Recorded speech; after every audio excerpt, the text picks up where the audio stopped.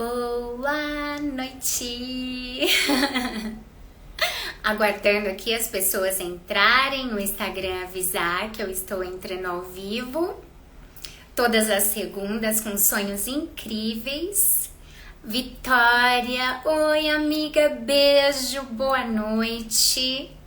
Obrigada pela presença. Daqui a pouquinho eu vou estar chamando o cartunista Mário Mastrotti. Aí, o Mário entrou, vamos chamar ele. A Gabriela como que é? Ferriani. Boa noite, a Gabi. Boa noite, linda, para você também, meu amor. Mandem perguntas, tá bom, pro Mário? Para saber a trajetória dele como cartunista. Os fãs do Henry Cavill aqui também entrando. Boa noite, Henry Cavill 2525. Gabriela linda, beijo para toda a família, amor. Vamos lá.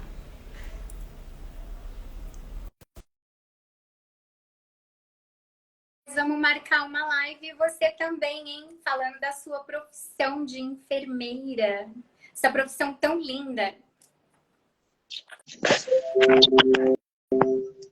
Olá, meu amigo, boa noite.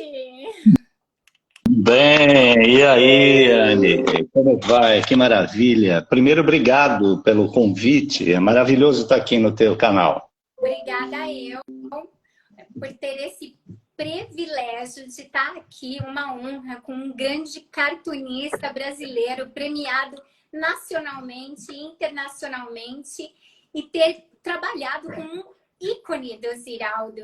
Mas antes de eu contar tudo, para perder todo o segredo, não pode, né, Mário? Eu quero saber de você, a sua história, a sua trajetória. Mário, ser cartunista era o seu sonho de criança? Me conta essa trajetória e descoberta da sua vida profissional. Então, Anne, vamos lá. Essa questão do desenho, vamos esclarecer uma coisa que acho que é importante, né? Sim. A primeira linguagem do ser humano é o desenho. Sim. Depois a gente vai aprender a fazer o quê? Desenhar letras. E depois essas letras, que são símbolos, viram palavras. A gente começa a escrever ali entre 6 e 7 anos de idade e depois larga o desenho. Muitos que gostam do desenho, né, nessa fase aí, vamos dizer assim, começa a mexer lá no prezinho e tudo mais, jardim de infância, com lápis e pega o gosto, ele não para de desenhar. E se não para de desenhar, tem gosto por isso, e os pais incentivam, vai chegar um momento que ele tem isso como profissão. Então, eu diria para você assim, eu comecei a publicar com 15 anos de idade, então sempre foi meu sonho fazer quadrinho, publicar desenhos. Por quê? Porque meus próprios pais compravam gibis. Então, eu adquiri o gosto pela leitura através dos quadrinhos, né? Então, tinha lá Disney, que era o que tinha na banca na época, e tinha Mônica já, né? Em 70 já tinha Mônica nas bancas e tal. E outros quadrinhos, né, estrangeiros, como começava lá super-herói. Mas, na verdade, assim, minha infância eu passei aí com Maurício de Souza e Disney. Depois que vieram os heróis Marvel, DC Comics e tudo mais. Então, essa coisa de desenho, se a criança é incentivada, e assim, a minha professora, quando tinha 6 anos de idade, chamou minha mãe e falou assim, olha, o garoto não para de desenhar, ele gosta muito, você precisa fazer alguma coisa.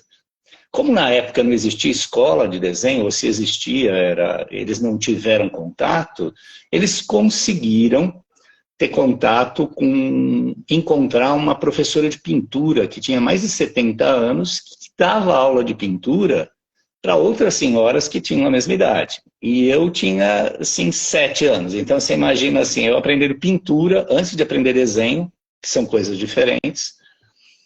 Eu com 7 e senhoras com 70, que tinham idade para ser minhas avós. Então, eu pirralho ali e várias senhoras ali. Não era exatamente o que eu queria, porém, aquilo, tudo que a gente aprende nessa trajetória vai agregar valor para a nossa profissão. Então, eu diria para você que aquilo foi fundamental para eu poder desenvolver a questão das cores, das estéticas, das composições, que são elementos do desenho e da arte, né? E que a gente vai utilizar no cartoon, na charge, na caricatura, na ilustração, depois na animação, né? Então, tudo que eu aprendi foi importante, por quê? Com 7 eu começo a estudar ali, depois dali tive um outro professor aí já com desenho, depois estudei numa escola que não existe mais, na Avenida Dom Pedro, ali no Ipiranga, chamada Poliarte. Aí eu aprendi várias técnicas, mas nesse meio tempo eu tinha amigos, né, na escola, né, no ginásio, no colégio, que gostavam muito de desenho. Então a gente vivia fazendo nossos quadrinhos, nossos gibis, assim, e um mostrando para o outro, e um incentivando o outro a desenvolver, inclusive professores voltado à questão de arte. E até que culminou aí com de 14 para 15 anos, eu peguei umas tirinhas, criei um personagem, saí debaixo do braço, acreditando que poderia publicar em algum lugar e consegui publicar no Diário do Grande ABC, né, através do saudoso Fausto Polese, né, já falecido já há bastante tempo, que gostou das histórias. Eram histórias que falavam já sobre a questão da ecologia, meio ambiente. Era o governo militar, né? Pegava o governo Geisel, o final do Geisel ali, então já falava um pouco de liberdade de imprensa, de expressão, e aí ele gostou da ideia e eu comecei a desenvolver personagem. Então eu diria para você que muito cedo o meu sonho se realizou. Só que assim, o sonho vai crescendo, e você vai agregando outras coisas nesse sonho. Enfim, a minha resposta foi longa, mas tem muita coisa ainda para falar. Com certeza, e agora eu vou ir nos pontos, né, que você falou, que é importante. Então, assim, você vê como é importante o pai, a mãe, a professora observar a criança desde pequeno, porque ali a sua professora já descobriu o seu talento, ela viu que você desenhava muito.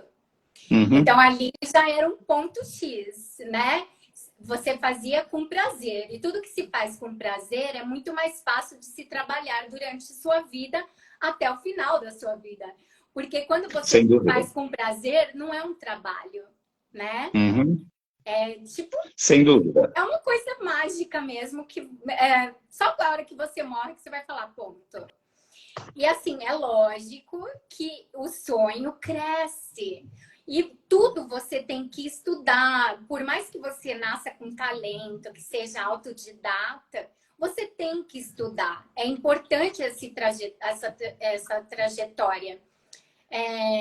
Igual você falou que lia os gibis, como é importante a literatura também em qualquer área da nossa vida, até no desenho. Porque você aprimorou mais, né, desses grandes talentos que já existem, né, que foram os pioneiros aqui no nosso país e fora também. Eu li muito gibi porque os meus irmãos mais velhos, eles colecionavam muitos gibis. Que existe um Mad Max, lembra do Mad Max que falava? Que era tipo piadas bastante. Mônica Cebolinha, tinha de tudo, desde piadas engraçadas até contos, tudo. Então é muito importante. Revista Média. Acho que você está falando da Revista Média. Isso, Revista Média. Isso. Que era bem engraçada também na época. Fazia sátiras de novela, de filmes estrangeiros e filmes nacionais. Tinha telenovelas também, em revistas, né, que era fotografada, às vezes, não sei se existia desenhado, mas a escrita era desenhada, né, para fazer as histórias. Então, tudo tem ali o desenho, né, tudo tem o briefing, o storyboard. E muito legal também você ter feito as suas tirinhas, né? Os seus próprios personagens. E você é impressionante. Você desenha simplesmente em 2 minutos o rosto de uma pessoa numa caricatura. É impressionante a sua técnica, a sua desenvoltura. Você é sensacional, por isso que você é premiado mesmo. Você é merecedor de tudo que você é. Obrigado, Anne. Eu diria para você o seguinte, essa velocidade de atender o público, você passou por isso, né? Eu fiz o seu desenho ali. né, meio que instantaneamente, é algo para ser profissional, você precisa, primeiro, dominar as técnicas do desenho. Se é rosto, você tem que dominar as técnicas de anatomia, porque você está lidando com os preceitos da anatomia. Existem distâncias aqui clássicas, que até o Da Vinci normatizou isso em algum momento ali, e que ficou como legado aí para a humanidade. Então você tem que dominar isso. Só que caricatura é distorção da realidade, né? Então você tem que conhecer a realidade para depois distorcer a realidade. E essa distorção pode ser pequena, média ou grande. Isso é uma coisa, né? Então eu posso fazer a sua caricatura baseada em foto e ficar lá meia hora, uma hora em cima e desenvolvendo isso. Para o profissional ser um profissional de caricatura ao vivo, que é o meu caso e o caso dos meus colegas, você precisa, além de dominar isso, desenhar pelo menos até 4 minutos uma caricatura ao vivo sem errar. E isso é treino, né? Eu faço isso há mais de 20 anos, então é muito tranquilo. É claro que no início não era tranquilo, mas eu já tinha décadas aí de desenho, com experiência, desenho de estúdio, fazer a caricatura de estúdio, só que encarar uma fila, onde eu preciso fazer 50 pessoas num evento, né, sem parar, uma atrás da outra, e cada uma atender em média em 4 minutos, é algo que você precisa de treino, e muita segurança, e domínio de técnica nem se fala. Então é algo que a gente vai conquistando. Existem centenas e centenas de caricaturistas ao vivo no Brasil, né, que atendem o quê? Empresas, né, como marketing de incentivo, como merchandising em eventos, né, como brinde, né, onde vai lá o nome da empresa, tal, o contrato, que é trocado, vamos dizer assim, por um cadastro nessas feiras, né, desses grandes salões e feiras. E eventos sociais, né? Casamentos, aniversários, enfim. Então, ela tem sua aplicação tanto no corporativo como na área social. Mas eu diria para você assim, para chegar nisso, tem toda uma jornada. Né? Então, assim, nada é fácil. Você tem seu talento, ok, bacana, mas o que você vai fazer com esse talento? Você vai estudar, você vai ampliar, você vai multiplicar isso? Se você não estuda e não pesquisa, não multiplica. Ele vai ficar ali, aquele talento, né, pequenininho, ok, você tem facilidade, mas tá, você ampliou isso, você elaborou técnica, você criou seus próprios meios de chegar em algum resultado? Não criou, então a coisa vai ficar meio tímida ali. Então, na verdade, é o esforço pessoal. Nem todo mundo é disposto, lógico, a trilhar esse caminho da profissão do desenho. Por quê? Porque muitas pessoas, infelizmente, pensam assim, né? Colocam o dinheiro acima das pessoas, né? Então, falar assim, isso não dá dinheiro, não vou seguir. Apesar dela gostar. Então, concordo plenamente com você, né? Não dá dinheiro. Nós temos aí o Maurício de Souza, que é um grande sonhador, que sonhou um dia em desenhar a filha dele, a Mônica, e dali ele criou vários personagens. Hoje tem uma equipe gigantesca que realizando o sonho. Sim. De vários profissionais que trabalham com ele e de várias crianças, né? Tipo, tá aí a arte viva, né? Ele toda vez se renovando e criando mais personagens. E meio que até ele faz uma caricatura de grandes personalidades e celebridades brasileiras também nos seus personagens, né? O Pelezinho, a Xuxinha, vários deles. Né? Vários deles, né? O Maurício o assim... Ele cresceu, né? Até parque ele fez. Então, assim, de um desenho no papel, ele criou toda uma estrutura em volta deste desenho. E então é aí que está o sonho e o leque dos sonhos. Sonhar é simples, mas dentro da simplicidade tem uma imensidão de coisas. Sim, eu concordo com você. A gente sonha, a gente tem aquele talento, a oportunidade vem. Agora, o que você vai fazer com aquela oportunidade? Muitas vezes, você precisa de conhecimentos que você não tem para poder realmente abraçar aquela oportunidade e deslanchar. Né? Então, é importante a gente, exatamente, ter foco, entender aquilo que você não conhece, pesquisar. Então, eu me lembro depois da minha jornada aí com as escolas e de começar a publicar, quer dizer, eu começo com 15 anos a publicar, eu fiz faculdade um pouco mais tarde, com 22 anos. Eu fui fazer Belas Artes e sou formado em Artes Plásticas e me aprimorei mais ainda na arte de uma forma geral. Mas eu já publicava, quando com 22 anos, já tinha saído do jornal, eu fiquei lá 6 anos no diário, e os 2 últimos anos eu chefiei o departamento de artes e fazia também as ilustrações e a direção de arte de um suplemento infantil que existe ainda, chamado Diarinho, que era para as crianças. E era muito bacana, tinha uma equipe, tinha mais gente ajudando, tinha mais 2 desenhistas, e a gente tocava semanalmente aí esse suplemento. Então, assim, a profissão, ela vai exigindo você se atualizar, se aprimorar, e a partir de um certo momento, você não vai mais... Isso é relativo, tá? Mas no meu caso, eu não ia mais fazer cursos, por exemplo. Eu trocava informações com outros profissionais.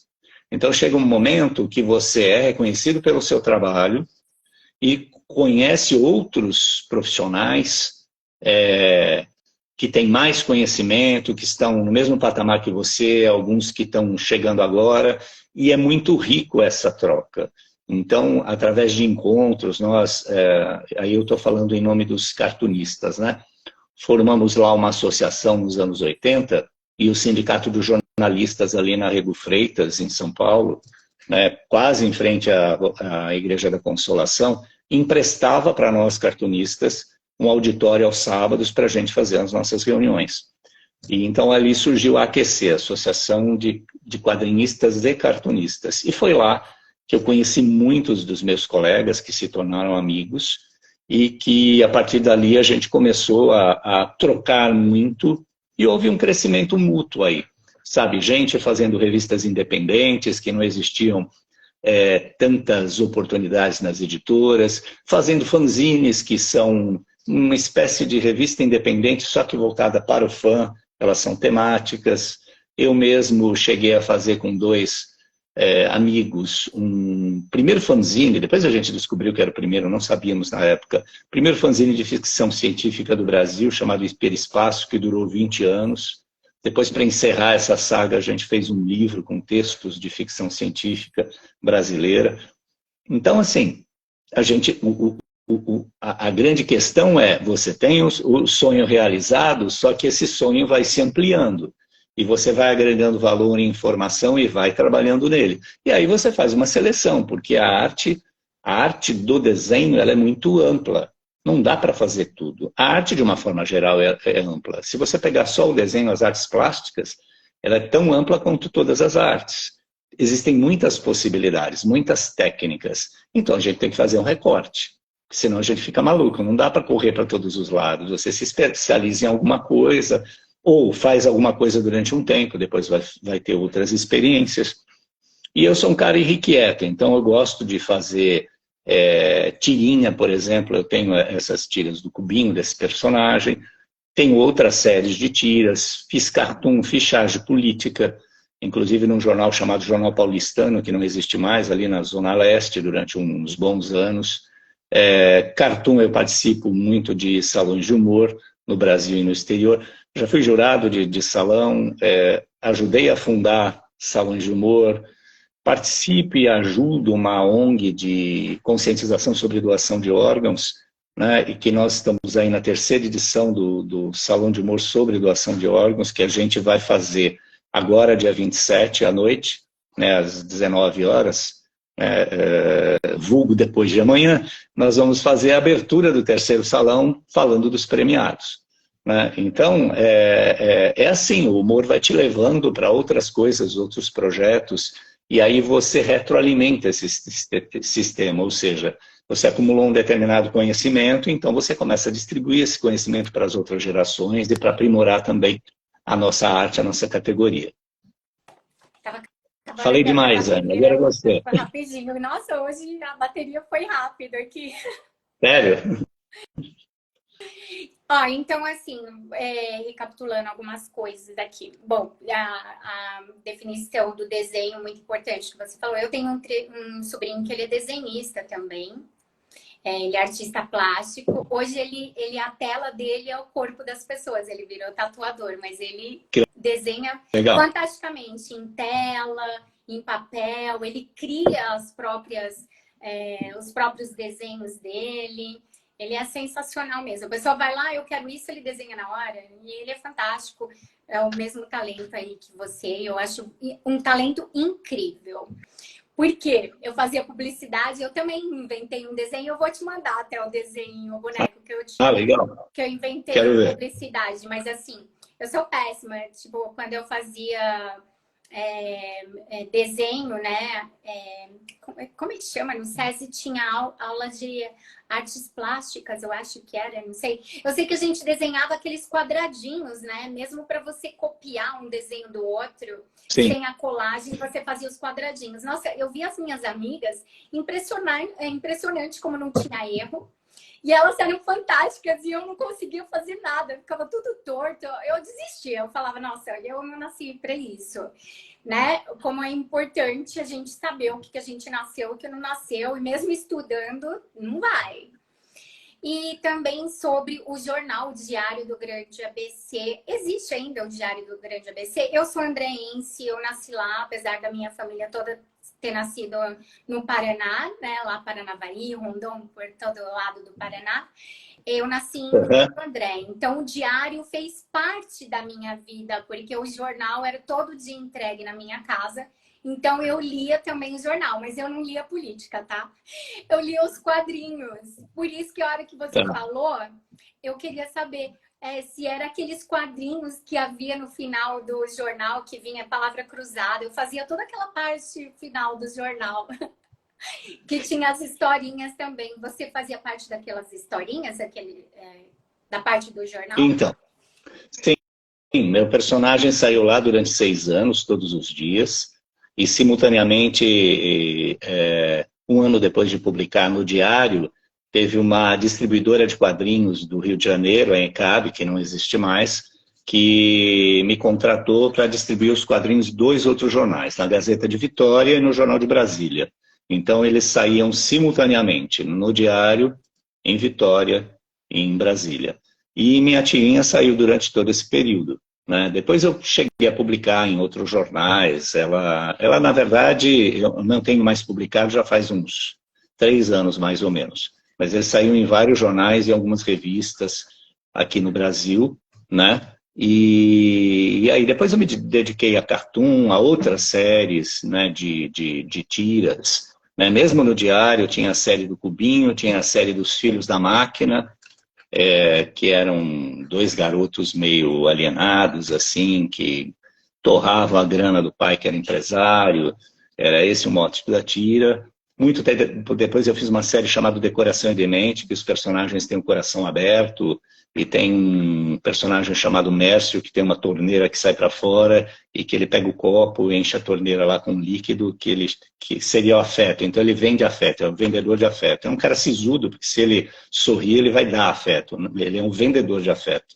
E através dessa venda, você tem os motes das piadas, né? Eu criei esse universo exatamente para fazer a reflexão entre um mundo mais racional e a questão emocional, né? Tem uma tirinha que dá para contar aqui, não fica tão engraçada quanto no desenho, ler o desenho, mas é assim, o Mércio está ali na rua, ele sempre na rua, né, vendendo afeto, e a mãe está passando com o filho, e o filho quer, pô, compra mãe, daí puxando a mãe, aí a mãe, tá bom, né? Aí ele pega, enche o copo, a criança sai tomando, assim, e a mãe vai embora, arrastando o garoto, né? Aí o Mércio fala assim, sempre emocionam, né, mães que dão afeto para os seus filhos, né? Então esse é o mote. E eu queria... O afeto, né? O afeto Exatamente. dado e o afeto cobrado, né? Na verdade, a grande brincadeira, o grande mote da tira é o seguinte, a venda do afeto de várias formas, né? Pessoas que se resolvem na questão racional, mas não se resolvem na questão emocional. Isso é um papo longo, é um papo para terapia, né? Mas, assim, é isso que discute a tira. Porque as tiras e os cartoons e as charges, elas têm o papel de fazer as pessoas pensarem e refletirem. Ela não é fechada. A arte é uma obra aberta, né? Se a pessoa gosta ou não gosta, tanto gostar como não gostar é um posicionamento, O importante é as pessoas não ficarem mornas, ou elas são quentes ou elas são frias. Né? Então, o importante é se posicionar, dar opinião, formar sua massa crítica, seja lá qual for. Né? Eu queria mostrar uma coisa que é o seguinte, eu tenho que tomar água e hidratar a garganta, porque eu vou perdendo a voz com muita facilidade. E essa caneca aqui tem essas caricaturas que eu fiz dos Beatles. Então, esse traço é meu. Ah, eu quero Olha uma. lá. O Harrison, o Paul, o John e Eu o quero Ringo. uma escrito A Fabulosa Fábrica de Sonhos com a minha caricatura. Opa, vamos lá, vamos produzir isso. Então eu preciso fazer isso, porque senão eu vou perdendo a voz. Mas enfim. Sabe, nossa, e é fantástico, viu? Você tem que ter uma lojinha, que você tem o blog também. Você pode colocar nos seus blogs a venda das canecas, das suas personalizada com a caricatura das pessoas. Eu acho isso muito legal. Dar de presente, casamento, fazer para dar para os convidados, sei lá, pode criar um monte de coisa, né? E eu queria que você explicasse uma coisa. As tirinhas. A tirinha é uma tira só, que é feito na revista, no jornal, que é tipo 2, 3 quadradinhos da história, início, meio e fim? É isso a tira que você diz? Isso. A tira do americano Comic Strip, ela surge para dar uma motivada, né? Para, vamos dizer assim, angariar mais leitores para os jornais, né? Isso lá no começo do século XX e tal. Então começa a surgir algumas tiras, alguns desenhos, algumas tirinhas nos primórdios dos quadrinhos. Alguns quadrinhos, inclusive, nem tinham balão. Né? O Garoto Amarelo, o Yellow Kid, né, americano, ele nem tinha balão. Os escritos apareciam na camisola desse chinesinho que transitava ali pelos bairros, né, pelo bairro oriental ali em Nova York, enfim. Depois é que começou a ter texto e tudo mais.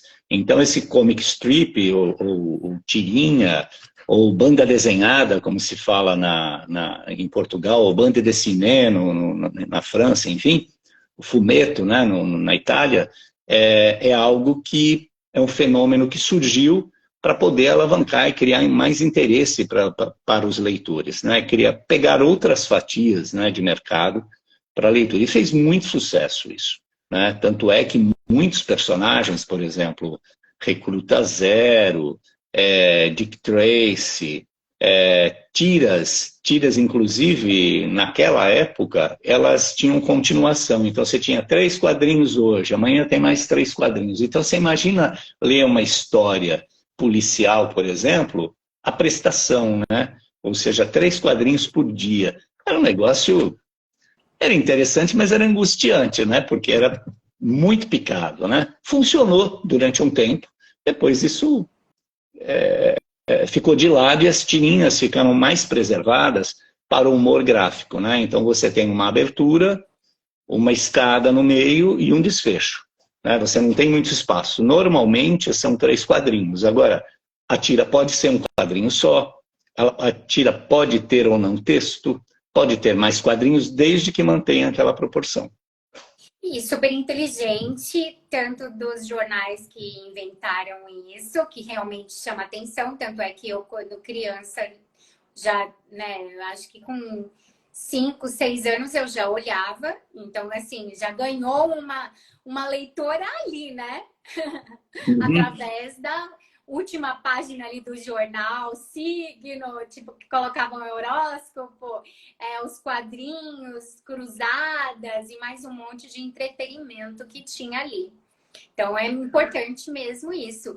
E a facilidade e a rapidez do quadrinho, de tanto na imagem, como na mensagem que quer passar, essas tirinhas serem muito rápidas, né? 1, 2, 3 ou 4 quadradinhos, você já faz ali uma história completa do que você quer chamar a atenção do dia.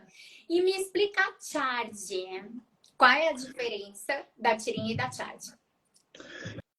Bom, a gente tem, na verdade, tem 3 linguagens irmãs aí, que cada uma tem uma característica, tá? Então a tirinha vem derivado do quadrinho, é um resumo do quadrinho, normalmente é de humor.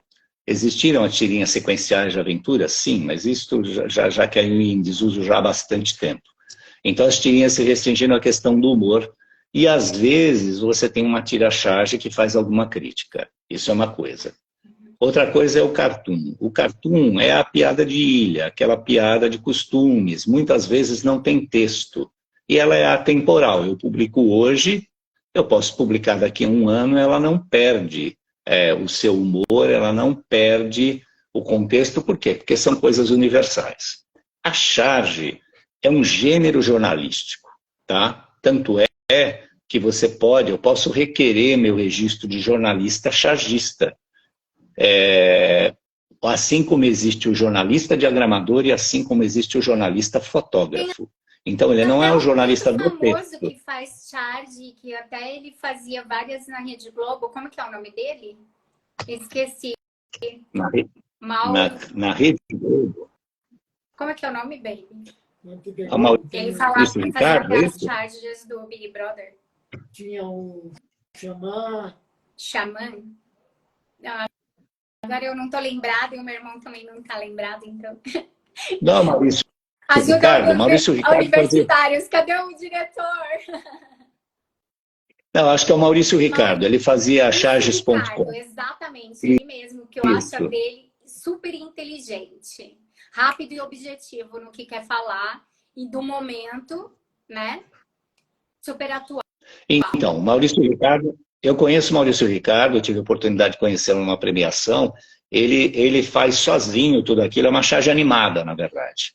Ele não faz uma charge desenhada para impressão, ele faz uma charge animada para vídeo, para mídias de vídeo, seja eletrônica, seja aqui no digital. Né? E o trabalho dele é charge política mesmo. Então, voltando à questão da charge, a charge ela traz uma opinião, e a opinião, ela passa. Então, por exemplo, se eu mostrar uma charge do Ulisses Guimarães, pouca gente vai saber quem é o Ulisses Guimarães hoje. Né? Mas se eu fizer uma charge do Lira, lá, o presidente do Congresso, todo mundo sabe quem é o presidente do Congresso hoje. Talvez daqui a 20 anos ninguém se lembre dele. Depende do que ele fez ou deixou de fazer. Então, assim, a charge ela é pontual. Tem um fato acontecendo, eu faço uma brincadeira para reflexão em cima daquela situação. A inflação está alta, vou fazer lá o clássico dragão da inflação. O imposto de renda aumentou ou diminuiu lá as faixas, enfim, vou colocar o leão, que é um símbolo do imposto de renda. A inflação e o imposto de renda tem um choque ali, então eu vou colocar os dois símbolos ali, vou fazer uma brincadeira, mas que tem a ver com uma verdade de uma situação que está rolando naquele momento na imprensa, né, que está acontecendo. Então, charge é gênero jornalístico, ele está intimamente ligado com a notícia e com o fato. Que não precisa ser político, ele pode ser social, tá? Algum acontecimento social, alguma coisa importante, que às vezes, por exemplo... às vezes, por exemplo, você pode... A charge, por exemplo, também pode homenagear. Às vezes falece uma pessoa muito importante, um artista e tudo mais. Então você faz uma homenagem ali. E isso eu já fiz muito, meus colegas também. É muito comum isso acontecer. Então a charge nem sempre é uma crítica. Às vezes é uma homenagem. Né? Então nós perdemos vários artistas aí, Gal Costa, vários artistas importantes, né? Nos últimos, de um ano para cá, e de repente, quando isso ocorre, as pessoas homenageiam. Então faz aquela charge da pessoa no céu, encontrando outros artistas, é muito comum isso, né? Então a charge é sempre em cima de um fato, nem sempre é político e nem sempre é uma crítica. Né? Às vezes é simplesmente uma homenagem elegante, assim como o salão de doação de órgãos, as charges estão voltadas mais para as questões da melhoria do sistema de saúde, né, de doação, e que tem várias questões a serem melhoradas. Lógico, o sistema funciona? Funciona. Nós temos o maior sistema público de doação do mundo, né? Descobrimos há pouco, por conta da questão do Faustão, que recebeu o transplante e tal. Sim, mas tem muita coisa para ser melhorada. Né? Então, a charge vai apontar essas questões, essas reflexões, e o cartoon vai mostrar aquela poesia do humor para chamar a atenção das pessoas e sensibilizar para a causa. Né? Então, nunca pensei em doação de órgãos, Ah, poxa vida, doação de órgãos é uma coisa que eu não quero pensar. Sim, mas quem vai, mesmo que deixe no papel, ah, eu quero doar meus órgãos, quem doa é a família. Então, a família, no momento de dor, naquele momento, se ela não quiser doar, ela não doa e fica por isso mesmo. E aí o desejo daquele que está nos deixando fica a ver navios, né? E não é por aí. Então, é importante que as pessoas se conscientizem disso, e o humor está aí a serviço, né, do sistema de saúde, da saúde e da conscientização. Aliás, se quem tiver interessado, é www.gabriel.org.br/salão de humor, né? Sem a barra, vocês vão conhecer o Instituto. Com a barra, o Salão de Humor direto, está lá as exposições. A primeira exposição, a segunda e a terceira que vai abrir agora, depois de amanhã, né? No anúncio dos ganhadores, né, do terceiro Salão de Humor sobre doação de órgãos. É que eu ia até entrar nesse assunto também do Instituto, né, Gabriel, de doação, que você é presidente atualmente, né? Eu dei spoiler, então? Poxa vida. E eu queria que você falasse mais uma coisa, eu vou voltar um pouquinho para trás, de quando você começou a sua carreira. Foi muito fácil, pelo que você me contou, você teve muita sorte de começar cedo, 15 anos, já ter o seu trabalho, conseguir se sustentar. Nem sempre é assim para os profissionais da área, né, de arte, que trabalha com arte. Às vezes tem que trabalhar em outras coisas para poder paralelamente se manter nesse sonho, nesse objetivo, né? Que é uma coisa que as pessoas pensam que está lá no futuro, lá na frente, e pode ser com um pensamento positivo, e você querer acreditar, se direcionar e formar esse ciclo do teu sonho para virar realidade, com muito mais facilidade, com muita garra mesmo, de querer realizar isso, porque nada melhor do que nós mesmos para realizar os nossos sonhos. A gente não pode ficar muito esperando dos outros, porque senão você vai parando a sua vida no teu sonho e vai ficando atrás. Se você não tivesse acreditado e ido atrás e em busca, você tinha ficado lá atrás, ou com alguém que te desmotivou, né, não te motivou que não tem futuro, não vai ganhar dinheiro, não sei o quê. E eu também gostaria que você falasse sobre os prêmios que você ganhou, tanto nacional como internacional, e em que parte da vida foi isso? Bom, vamos lá, tem muita coisa para falar aí. Eu acho assim, o Cartoon à Charge, né, a própria caricatura que está presente nas charges, ela é uma arte, não é brasileira, né, quer dizer, é uma arte praticada no mundo inteiro e que você tem um determinado espaço para praticar isso, ou seja, você tem um mercado e você tem lugares onde você publica, né? Então nós tínhamos muitos jornais, muitas revistas impressas que hoje não existem mais. E hoje nós temos portais que se utilizam disso, mas o número de profissionais é muito maior. Então, o que ocorre? Nós temos, assim, dezenas e dezenas de salões de humor, de concursos de desenho com prêmio em dinheiro, no Brasil e no exterior, onde, para vocês terem uma ideia, deve ter mais, eu contei uma vez, deve dar mais de 50 por ano, né? Salões de humor, sejam nacionais ou internacionais. E tem prêmios muito generosos, né? Desde R$1.000 a 10 mil, 15 mil reais. Então, assim, são prêmios interessantes, né? Tem os prêmios em dinheiro, tem as menções honrosas e tem, muitas vezes, prêmios com arte típica do país. Para vocês terem uma ideia, um dos países que mais promovem o humor gráfico, e já há algumas décadas, é o Irã, que a gente tem muito pouca informação sobre aquela cultura, mas é um povo muito rico, né, nas suas raízes, no seu desenvolvimento, inclusive no humor gráfico. E eles têm um portal chamado Irã Cartoon, muito importante lá, que eles divulgam salões de humor do mundo todo, inclusive do Brasil. Eu tive a oportunidade no Salão de Humor de Piracicaba, Salão de Humor Internacional, de conhecer, né, o que seria assim, o que gerencia aí o Salão de Humor, né, o presidente do Salão de Humor do Irã, e ele foi júri de premiação, eu fui naquela edição júri de seleção, né? E a gente conversou brevemente, eu fiz a caricatura dele, vice-versa, e é bem interessante o trabalho que é realizado lá. Assim como lá no Irã, existem vários países no leste europeu, e alguns como Croácia, Sérvia, tem mais de um salão de humor por ano. Né? Você tem salão na Espanha, você tem na França, na Itália, né? Na Inglaterra não me lembro. Mas assim, tem a Europa e leste europeu e a Ásia, existem muitos salões, e alguns aqui na América Latina. Então, assim, normalmente os desenhistas e cartunistas acabam agregando outros valores na área da comunicação, da publicidade, do design gráfico. Muitos são publicitários, muitos são professores na área do marketing, foram para o marketing.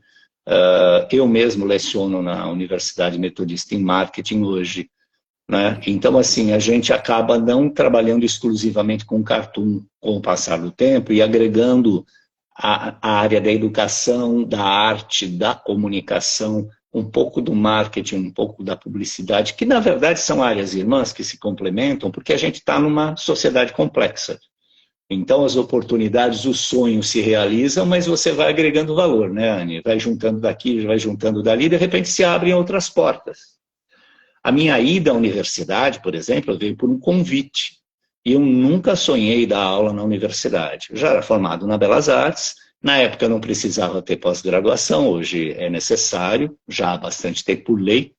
E aí eu fui dar aula de produção gráfica.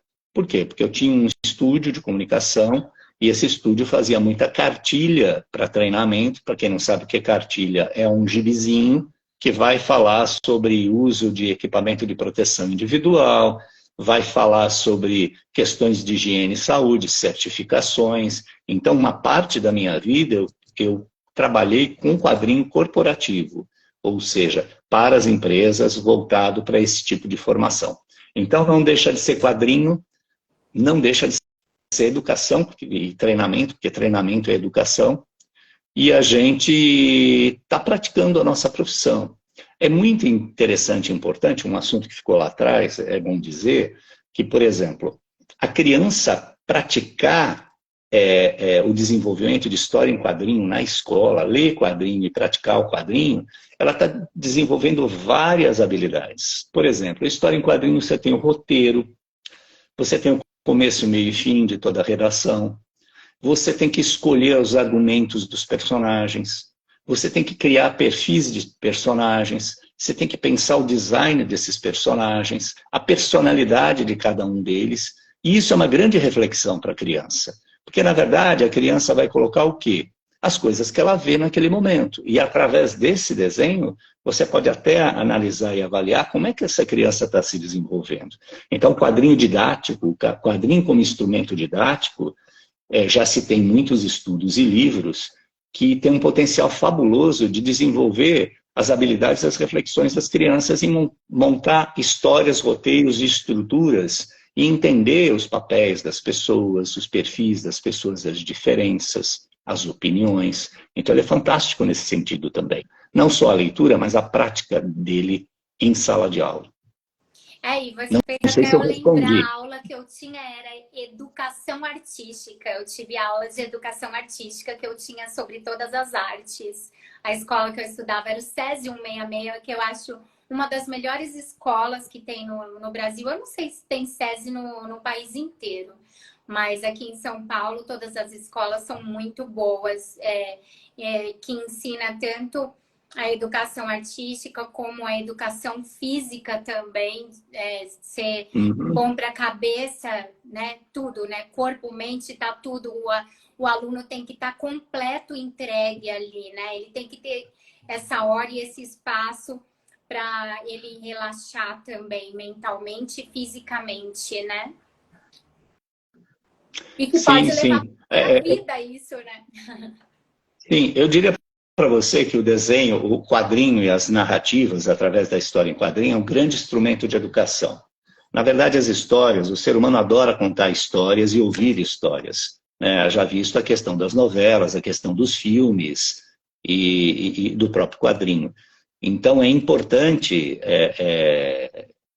ter leitura e praticar, porque existe um aprendizado muito grande por aí. Para você ter uma ideia, já há muito tempo, e isso foi retomado há uma década para cá, existem muitos quadrinistas e editoras investindo, né, no quadrinho voltado a grandes contos, romances brasileiros, história, por exemplo. Desenhistas, grande dica aí, olha, porque tem mercado no mundo inteiro, né, Mário?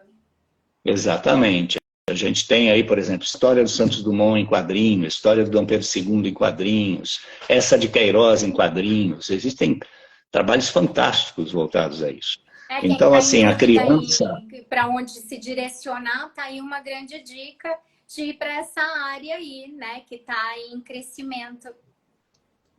Sim, existe muito espaço. Agora, assim, como tudo na vida e como tudo que tem a ver com arte e cultura, né, e educação, tem caminhos diferentes de outras áreas. Né? Informática, por exemplo, você tem um caminho. Né? O direito, você tem um caminho. A engenharia, o caminho. A medicina, um caminho. As artes têm outro caminho. Nem sempre ele é muito claro. Mas a gente tem muita lei de incentivo à cultura no Brasil e muitos editais onde você consegue entregar seus projetos e desenvolver seus projetos. Basta se informar a respeito disso para poder desenvolver, né, esses projetos assim. E, inclusive, voltando na parte da ONG, né, da instituição que você... Qual é a diferença de ONG e instituição? Você pode me explicar, por favor? Não, lá é um instituto, né?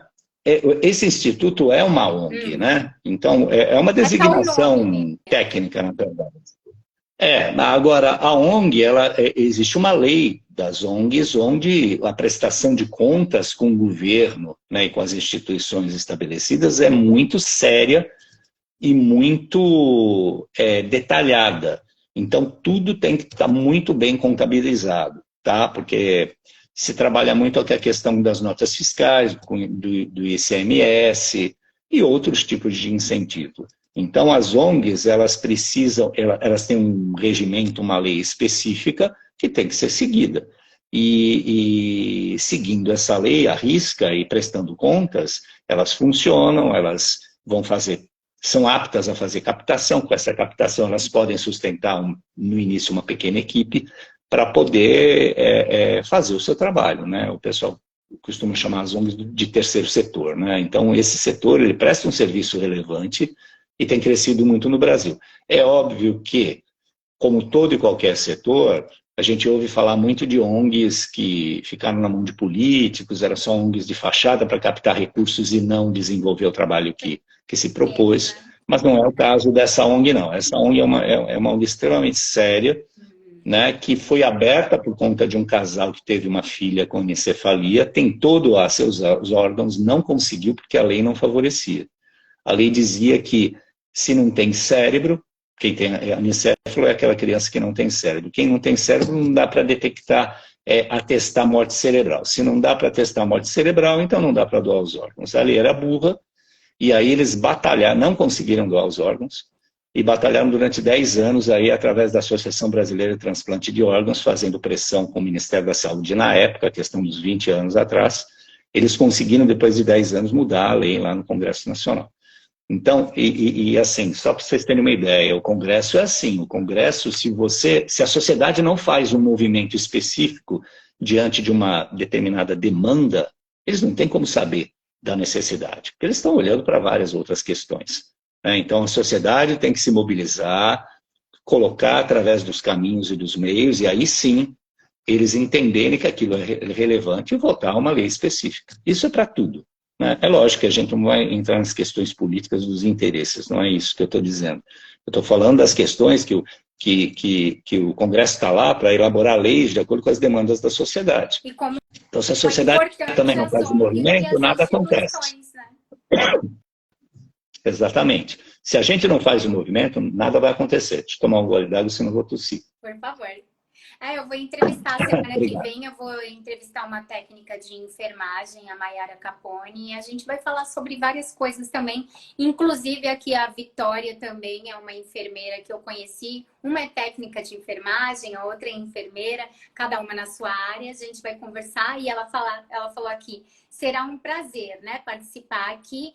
Então vamos dar um oi também aqui, Mário, as pessoas que estão entrando aqui, o Eduardo Opa, Marinho, aqui como que é? Manfilho. Lê os arrobas aí comigo. Eu sou bem ruim nos arrobas aqui. SLVMRT, novembro 4, comum. Flavinha. novembro Deixa eu ver se 4. alguém está falando alguma coisa aqui. Muitas pessoas entraram aqui. Deixa eu ir lá para baixo, lá. Eu estou aberto a pergunta. Se alguém quiser fazer alguma pergunta, estamos aí para isso. Deixa eu ver aqui. Deixa eu ir até o final, que entrou bastante pessoas aqui mesmo. Por enquanto não tem nenhuma pergunta aqui. O Rafael, o Fernando, o Marcos, todo mundo, obrigado pela presença aqui. André, Félix, Alisson, quem eu não falar os arrobas, desculpa, mas vocês estão todos no meu coração. E, bem, eu queria que a gente vai acabando aqui a nossa entrevista. Muito obrigada. E eu queria que você deixasse uma mensagem e também as suas redes sociais para as pessoas olharem o seu trabalho, ver o que está fazendo, entrar nos blogs também. E depois essa entrevista vai ficar em todas as redes minhas, né, sociais, guardada, aí perpetuado, para todo mundo ir aí ver, conferir todo o seu trabalho. Então, por isso que é importante deixar os seus arrobas aí também e o seu site, blog, para todo mundo estar entrando. E eu queria que você falasse, Mário, para aquele Mário de quando era criança, você deixou alguma coisa a desejar nesse período, nesse trajeto do seu sonho, Mário?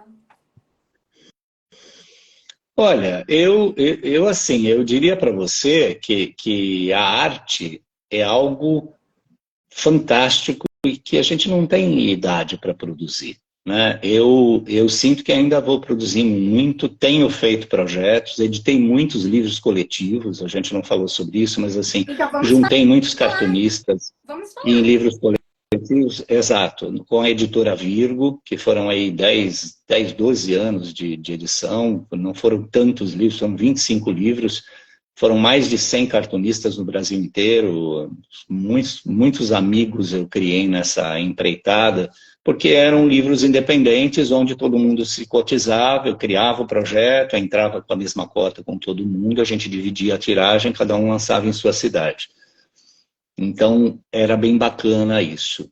A mensagem que eu deixo para as pessoas tem que acreditar no seu sonho, né? Tem que ter uma meta, um objetivo, algo que te impulsione. Eu tenho um ditado interessante, que é oriental, se eu não me engano é budista, que diz mais ou menos o seguinte, meta alta, expectativa baixa e trabalho constante. Vou falar de novo. Meta alta, estabeleça uma meta aí, né? Expectativa baixa ou praticamente nula, porque isso é importante, porque senão gera muita tensão e ansiedade. E trabalho constante. Também depois, né? Exatamente. Então, assim, é o trabalho constante que vai fazer você ali, né, chegar lá. E aquela história, quem quer desenho, quer fazer o desenho, quer trilhar de alguma forma esse caminho, o segundo desenho é sempre melhor que o primeiro, o terceiro é sempre melhor que o segundo, e assim por diante. Então, assim, fazendo no dia a dia, desenhar todos os dias, praticar todos os dias, assim como esporte, assim como música, e a excelência vem com o tempo, né? Tem uma frase que é atribuída ao Ziraldo, a gente não tem certeza se é dele, que é assim... Que você falasse um pouquinho dele também, tá? Do Ziraldo, da época que você também trabalhou com ele, que eu acho que a gente não pulou essa partezinha um pouco. A gente falou, mas não falou o tanto necessário e que ele merece ser falado. Tá. Bom, o Ziraldo é uma grande referência, assim como o Maurício de Souza para nós. né? E ele é um workaholic. Eu, na verdade, trabalhei em 2 projetos dele, fui colaborador, conheci o Ziraldo por conta de um dos projetos, que foi a revista Bundas, que era uma sátira com a revista Caras, que, na verdade, a revista Bundas era uma revista política. Mas por conta do nome, né, mesmo ele sendo amigo do Jô Soares e indo várias vezes ao programa do Jô falando da revista, a revista não chegava. Eu me lembro que em sala de aula eu perguntava para os alunos não conheciam, e alguns que conheciam achavam que era uma revista erótica e não era. E aí eu tinha que contar a história e falar que era uma brincadeira com a revista Caras e tudo mais. Então esse foi um projeto interessante, ele tinha muitos colaboradores no Brasil inteiro, brifava os cartunistas, selecionava aquele que entrava para a revista, lógico que era remunerado pelo cartoon. Esse foi um projeto. O outro projeto foi o Pasquim 21, foi o retorno do Pasquim lá dos anos 60, 70, onde o Ziraldo lança isso no século 21, no início do século 21, e durou acho que uns 2 anos, mais ou menos. Eu fui um dos colaboradores. Então, assim, e Ziraldo, quando eu conheci Ziraldo no aniversário da revista Bundas, foi bem interessante, porque eu não conhecia o trabalho, a nossa referência. E ele é uma pessoa irrequieta, né? Ele está sempre muito elétrico, um workaholic mesmo, está sempre fazendo algum projeto. Então tem Pasquim, tem Menino Maluquinho, tem vários outros projetos de livro, né? Ele está sempre envolvido em algum tipo de projeto voltado ao desenho, voltado ao humor, voltado ao roteiro, voltado ao quadrinho. E isso é muito interessante, né? Então, assim, foi um prazer enorme conhecê-lo, né?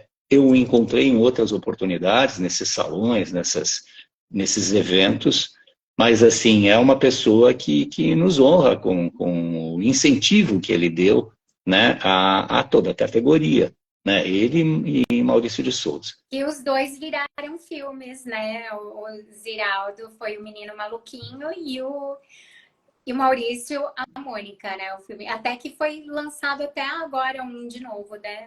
Da Mônica. Sim, o live action que eles falam, sim, exatamente. E é isso que a arte tem de interessante, né? Você tem seus personagens e aquilo, conforme vai passando o tempo, vem as linguagens, as tendências, outras possibilidades midiáticas. Então, hoje a gente vive, já há algum tempo, num mundo multimídia, né? Então, não é mais concebível você fazer apenas uma revista ou apenas um vídeo. Você vai fazer um projeto multiplataforma, né? Onde você vai até acabar criando um game, criando outras narrativas, até peça de teatro, o live action, a animação, né? Tudo ao mesmo tempo, com o mesmo grupo e com o mesmo conceito, né? Então, isso é bacana. Então, normalmente, hoje, né, na atualidade, quando se pensa em um projeto, se pensa em algo multiplataforma, multimediático. Muito legal. Ó, mandando beijo aqui também para a Gráfica Rápida BR. Olha, daqui de São Paulo, vou falar com vocês, viu? Estou precisando de um trabalho gráfico aqui, de gráfica. Obrigado. Cláudio Alecrim também, beijo. Kleber, vamos ver aqui quem entrou aqui. Olha, Cláudio é cartunista. Fred Klaus, ai, beijo a você, Fred, lindo. A todos os portugueses aí, que ele tá lá morando em Portugal. Quem não conhece o Fred, ele foi 14 anos diretor da Rede Globo de televisão e trabalhou em várias outras TVs também. E tá agora brilhando lá em Portugal, mostrando o trabalho de todos nós brasileiros aqui, com muita garra, orgulho, determinação. Muito obrigada a todos os profissionais brasileiros que se espalham no mundo inteiro, realizando e brilhando mais o nosso sonho intenso, né? Parabéns, Fred, pelo seu trabalho aí. Que bom ter pessoas, né, ligadas à comunicação, a áreas irmãs aí, né, que vão agregando valor aí para a comunicação, para a arte, para a cultura, para o desenho. Muito importante mesmo. Vocês, grandes percussores e geradores de opinião e também de ajudar as pessoas. Vocês todos ajudam muito sendo grandes profissionais, porque vocês são exemplos. E nós temos que nos espelharmos em pessoas vencedoras, realizadoras, pessoas que estão olhando para frente, indo para frente, que não te puxa para trás. Porque isso que é o orgulho, né? No sonho, o sonho não é invejoso.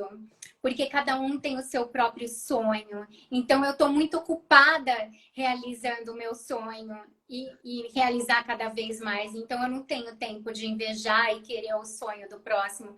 Cada um tem um lugar neste mundo, né? Neste mundo meu, que sou eu, tenho o direito de crescer esse mundo, ampliar e multiplicar para todo mundo.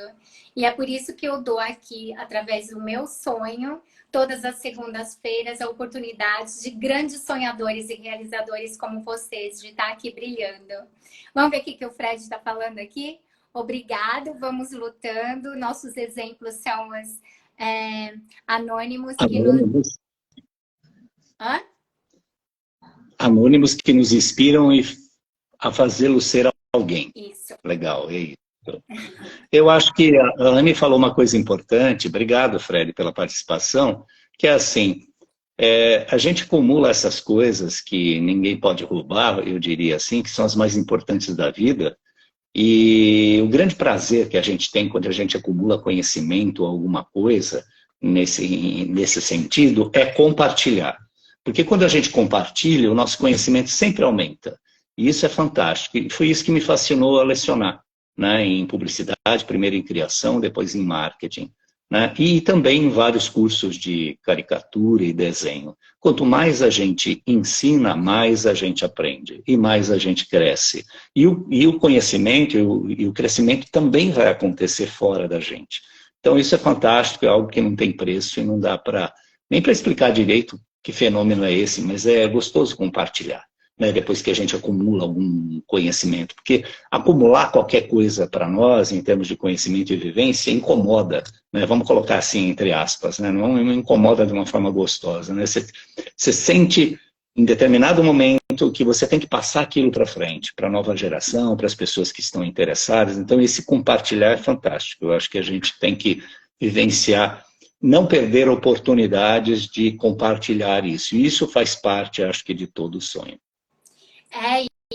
Assim, eu toda segunda entrevistando as pessoas, eu aprendo com todos os exemplos e lições de vida e conhecimento que todo mundo dá em cada área profissional que eu tô aqui entrevistando, né? Dúvidas, o que não sabia, o que aprende, e fica interessante e curioso, né? E é muito rico isso.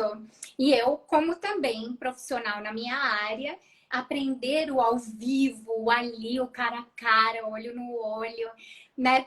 Sempre a arte do improviso, do pensar rápido e decorar o que você está falando, apesar de eu estudar todos os meus entrevistados, eu sempre estudo o que você me fala, a sua biografia, a sua história, para eu estar aqui manipulando tudo que você está me falando e voltar na história. É muito importante isso também. Ó, aqui o Kiko, do Charles Edward, meu amigo Kiko. Beijinho também, Kiko. Já entrevistei ele lá na UpTV, que eu tinha um programa... O Fantástico Mundo de N. Quem quiser entrar lá na UpTV, tem muitos, acho que tem mais de 500 entrevistas lá. Na Luxus TV, da revista Luxus Magazine, também como a Fábrica de Sonhos. Também muitos sonhos interessantes e fantásticos. Tanto é que eu virei hoje a fabulosa Fábrica de Sonhos, porque os meus entrevistados nada mais do que são fabulosos. A história de vocês são mágicas e enriquecedoras. Muito obrigada pela existência de vocês e de vocês sonharem e acreditarem nos seus sonhos, sendo inspiração para o mundo inteiro.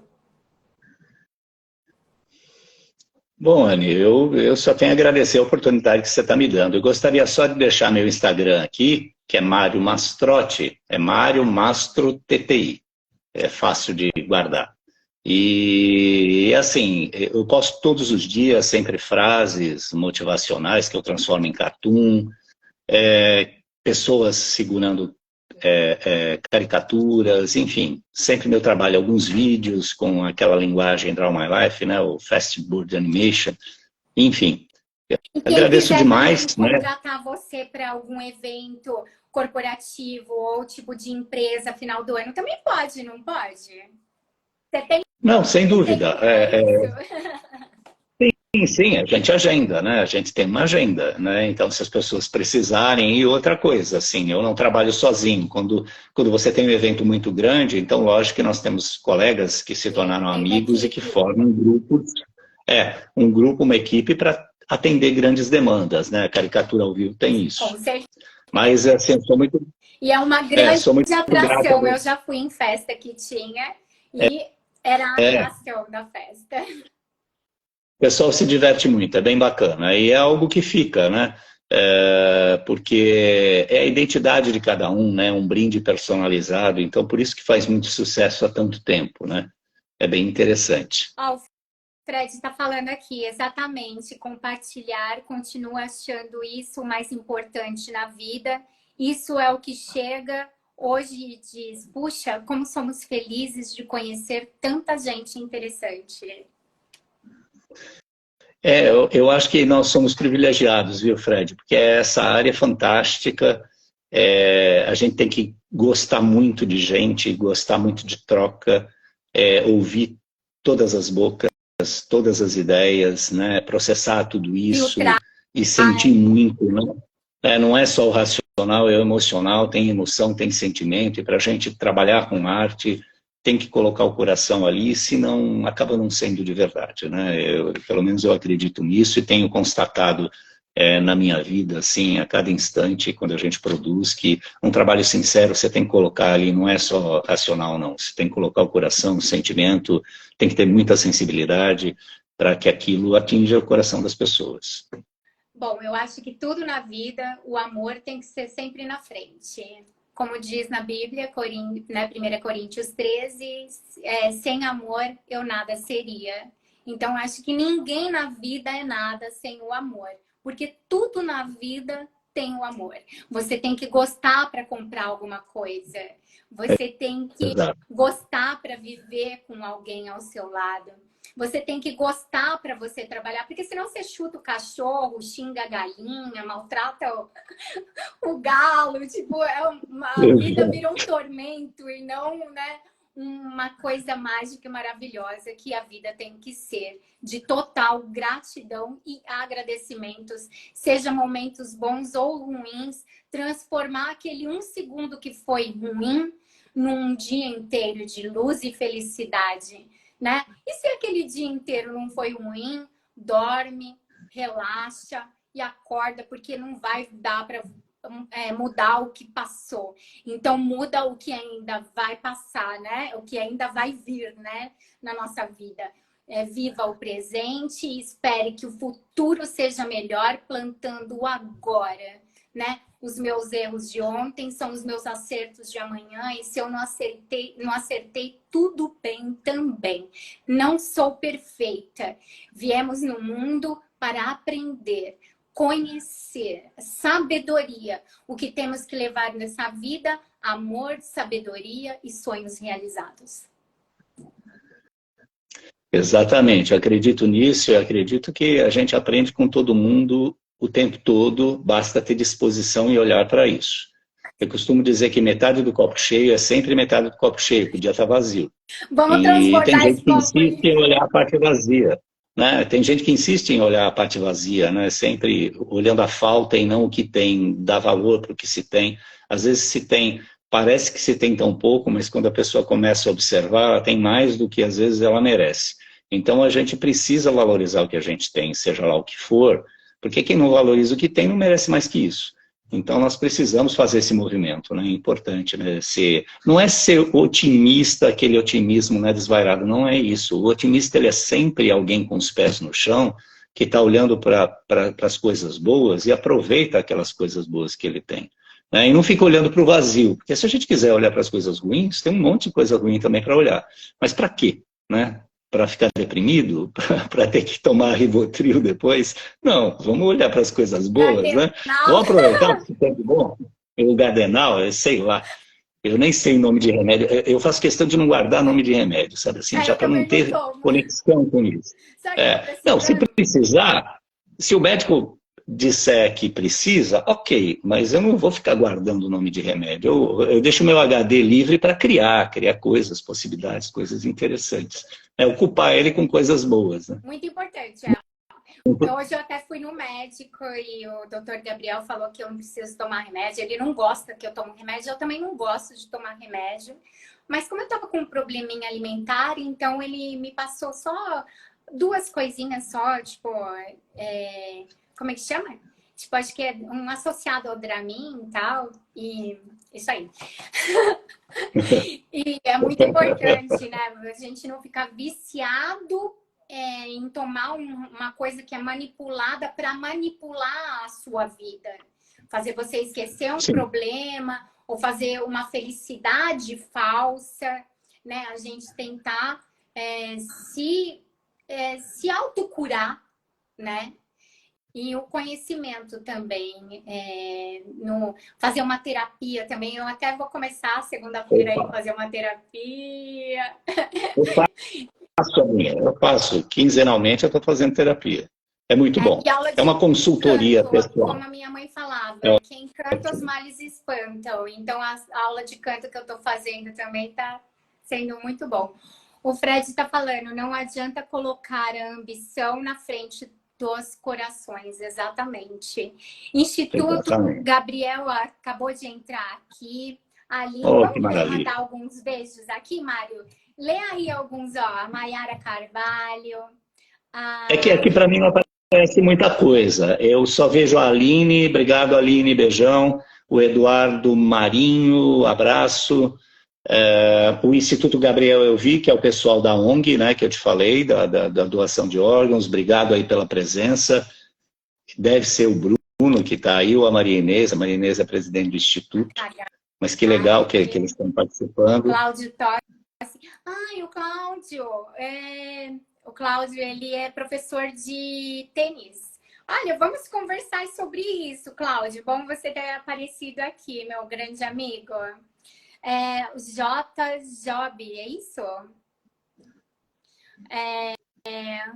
Acho que é a doutora Daniela. Olha, a doutora Daniela. Fernanda. Beijão, gente, para todo mundo. É isso, amigo. Você quer falar mais alguma coisa? Hoje é o teu dia, fica aberto. Sempre eu falo assim, então acabou a live e tal, mas sempre vem papo mais, vem coisa mais que a gente vai lembrando e vai falando. Essa é a liberdade do meu programa mesmo. Aqui quem manda é a gente. Não, perfeito. Eu acho que está perfeito. Se as pessoas quiserem ter alguma demanda, alguma curiosidade, eu estou à disposição. Mas eu deixei meu contato, vou reforçar, né, que é o Mário Mastrotti, ali no Instagram. Lá tem o meu blog, meu endereço de blog, meu contato de celular, e tem muito material lá, tem 1.600 posts, tem bastante coisa. Acho assim, estou muito feliz por estar aqui no teu programa e pela web audiência, né, que ele dá, muita gente aí entrando, isso é muito legal, muito bacana. Algumas pessoas eu reconheci aqui, outras não, né, mas parabéns pelo seu programa, por ter essa abrangência toda, e é muito legal a gente discutir, compartilhar o conhecimento, algum conhecimento que a gente juntou durante, né, uma parte da nossa vida. Como eu te falei, assim, ainda tem muita coisa para fazer, muitos livros eu quero lançar, muitos cartoons, participando aí de salões internacionais e ajudando o Instituto Gabriel através do humor gráfico, através do salão de humor que eu presido, a conscientizar através do humor, que é algo que tem dado muito certo, que é bem legal, bem interessante. O Eduardo Marinho está falando, é muito linda, obrigada. O Fred está falando, meus queridos, tem que sair, um beijo no coração de vocês e sempre paz. Acho que muita para nós. É muita merda para nós aqui no Teatro Ciúde. Perfeito, Fred, obrigado. Um grande abraço. Obrigado. É isso aí. E o próximo sonho pode ser o seu. Jamais desista do seu sonho e vem contar a sua história aqui. Não tenha vergonha jamais do seu sonho, da sua trajetória, porque isso é a sua vida. Obrigado, gente. Tudo de bom. Beijão e love you, amigo. Sucesso, porque você merece o mundo. O mundo é seu. Tchau, Para tchau. você também, Ale. Obrigado.